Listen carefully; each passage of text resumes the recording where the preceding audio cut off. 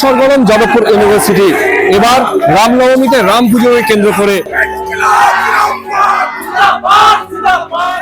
এবিভিপির উদ্যোগে রামনবমীর পুজো চলছে ঠিক আমার পিছনে। অন্যদিকে বামপন্থী সংগঠনগুলো তার ঠিক বাইরে ত্রিগুণা সেন অডিটোরিয়ামের সামনে থেকে স্লোগানের পর স্লোগান দিয়ে যাচ্ছে এই পুজোর প্রতিবাদে।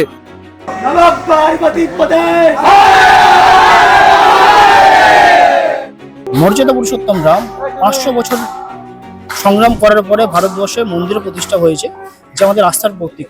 সেটা ইউনিভার্সিটির ক্ষেত্রে ছাত্রদের মধ্যেও যাতে সেই যে চরিত্র সংস্কৃতি ভারতের যে প্রাণ ভ্রমরাগুনি সেটা যাতে সকলের মধ্যে ছড়িয়ে পড়ে, বিশেষ করে যাদবপুরের মতো জায়গায় যেখানে হচ্ছে ভারতীয় সংস্কৃতিকে ভুলে যাওয়ার কথা হয়, যেখানে অ্যান্টি ইন্ডিয়ান অ্যান্টি ন্যাশনাল কাজকর্ম হয়, সেখানে ভারতের যে অস্তিত্ব, ভারতের যে গরিমা তার যে পুনর্জন্ম হওয়া উচিত, সেটার জন্যই হচ্ছে এখানে পুজো করা। 2025-এ যাদবপুর বিশ্ববিদ্যালয়ে রামনবমীর অনুমতি দিয়েছিলেন তৎকালীন উপাচার্য বুদ্ধদেব সাউ। বর্তমানে তিনি দায়িত্বে না থাকলেও পুজোতে সশরীরে হাজির ছিলেন। আমি যেটা বলেছিলাম, রেজিস্ট্রার আমার কাছে অনুমতির কথা বলতে এসেছিল, আমি বলেছিলাম যে অ্যাজ পার কনভেনশন, আমি বলেছি যদি কনভেনশনে যদি কোনো কিছু চলে থাকে তাহলে এটাও চলবে। তো রেজিস্ট্রার নিজেই দেখেছেন যে কনভেনশনে সে ইফতার পার্টি করতে দিচ্ছে, তাহলে রামনবমী করতে দিতে হবে, সরস্বতী পুজোও করতে দিতে হবে। আর যদি আপনি বন্ধ করবেন, পুরোটাই বন্ধ করে না।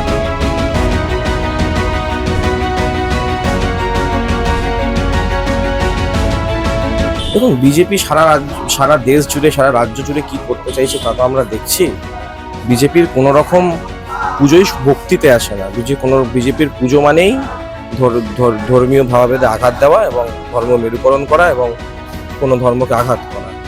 বিজেপি মানেই দাঙ্গাবাজ।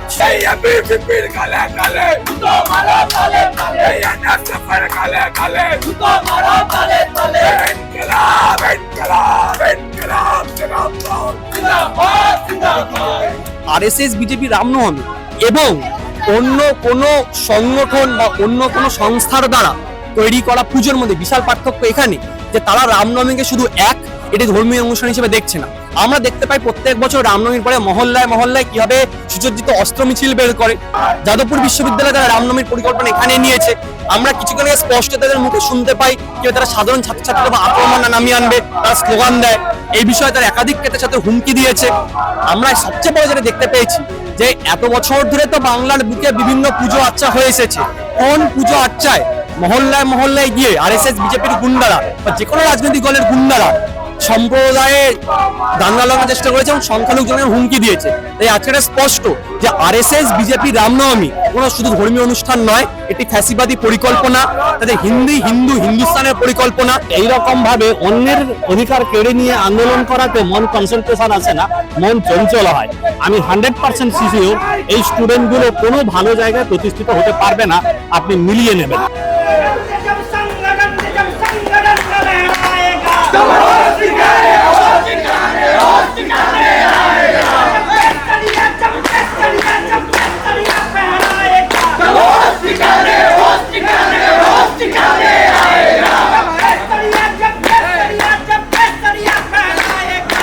ফলো করুন বর্তমান।